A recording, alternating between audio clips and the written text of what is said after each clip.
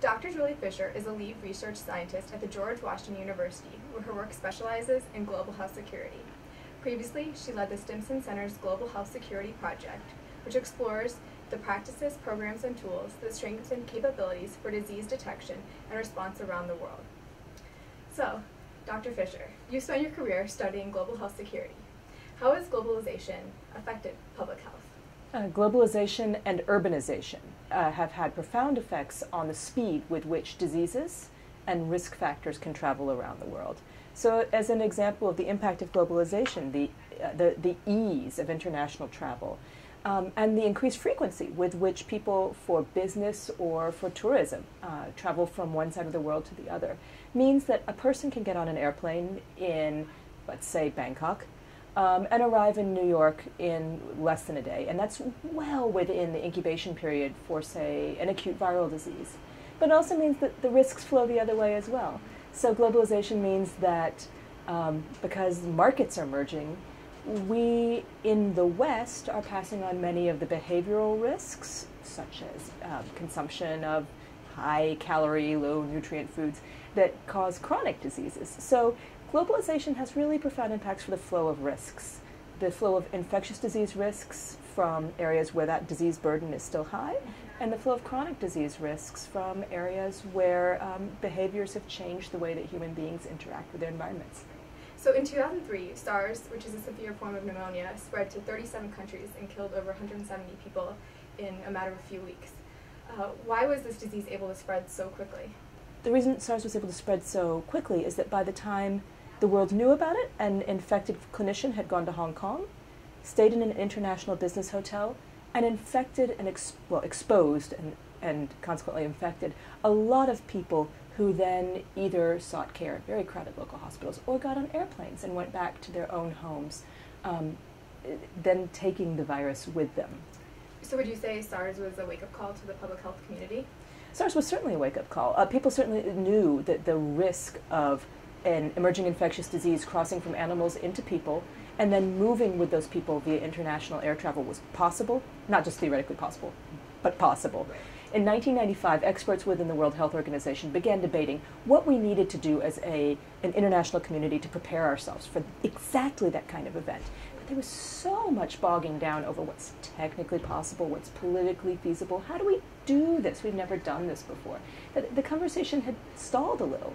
And SARS was a very powerful wake-up call that there was no more time to delay, that we really needed to put something into place yesterday to allow us to anticipate emerging infectious diseases before they became international crises. So what protocols were changed within the World Health Organization and other international bodies after SARS? One really profound change happened that had technical and political and diplomatic implications. The member states of the World Health Organization, through the World Health Assembly, it's the governing body of the World Health Organization, agreed to adopt something called the Revised International Health Regulations. There have been international health regulations of one form or another for about 100 years, but all of the older agreements focused on who reports to whom if a specific disease happens in a specific context. So if I have one of this tiny list of 3 diseases, like cholera, plague, yellow fever, I need to notify somebody if it will affect trade and travel, which was a very narrow definition and really obsolete in the contemporary world. But SARS helped catalyze an acceptance of the need to design a very flexible regimen. And the 194 states parties that volunteered to be bound by this agreement, called IHR, for International Health Regulations 2005, agreed to do something really revolutionary. Not just to report to WHO transparently when they had an event that could become a public health emergency of international concern, meaning it could cross borders. And that was sweeping enough to say, we'll report anything that could have cross-border impact to you transparently and rapidly. They also agreed to develop all the internal capacities, the core capacities, to do that. Right, so clearly countries like the US and other countries with strong infrastructure have better reporting capabilities. What about developing countries like in Southeast Asia or Africa? Will they ever be able to meet these guidelines and protocols? Well, you've hit on the biggest challenge. I mean, that's one of the problems that low and middle income countries face, is that there are a lot of competing priorities in health. The challenge is finding the resources to build their public health systems. The international health regulations don't ask a country to develop a siloed early warning system to find infectious diseases and report out. They ask the countries to develop their core capacities for public health. And the real key is helping those countries find the technical and financial resources that they need to build their public health systems from the ground up, their ability to detect disease and to assess that information and to use it to make smart public health decisions. Once they get those capacities into place, they kind of pay off. They become self-sustaining because they're valuable. But getting them into place requires a lot of investment up front. And some of these countries just have so many competing priorities and so little in the way of resources. So now the deadline to reach the IHR, the new platform or the new regulations, was extended. How many countries have already meted the guidelines for the new? Well, there was a built-in facet of the agreement. When the international health regulations were adopted in 2005, countries agreed that they would begin a 2-year assessment period in 2007. So the agreement went into force in 2007. Countries began a 2-year assessment period to figure out what their existing core capacities are.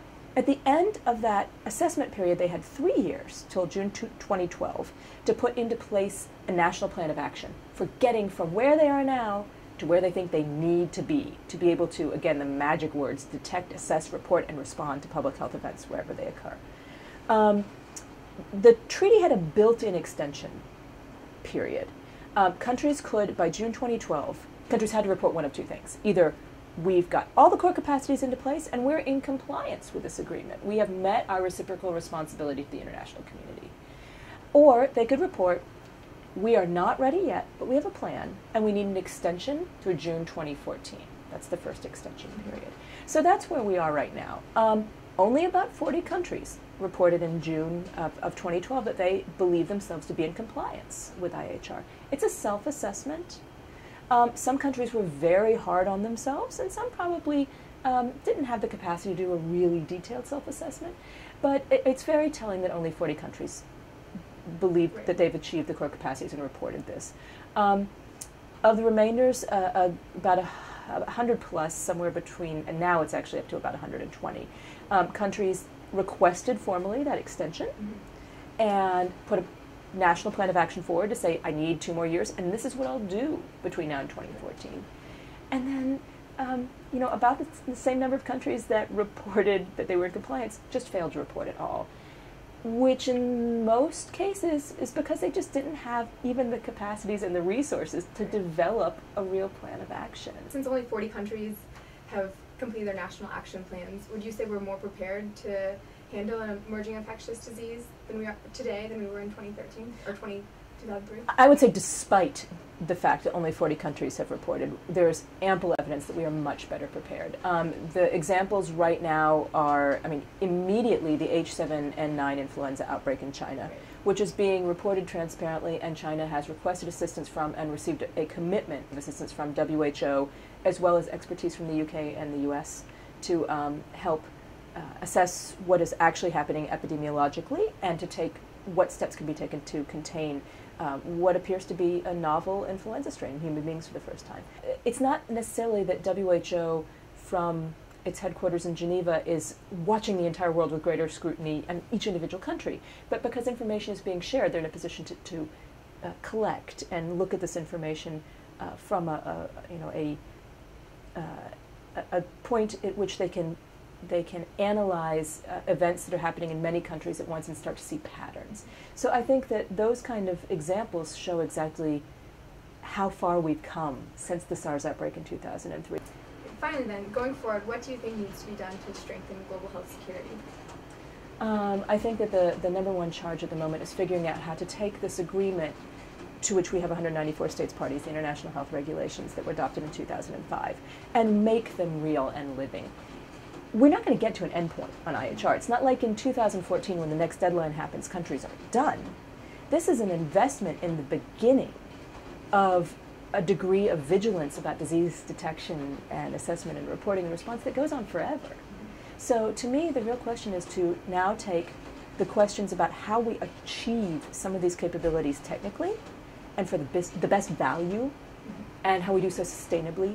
And that means that the countries that have the resources, like the US, and other developed countries need to start putting together information on tools and best practices that can be shared with the countries that just don't have the resources to do that kind of research and need to make a lot of decisions fast on where to put their scarce resources and human resources particularly.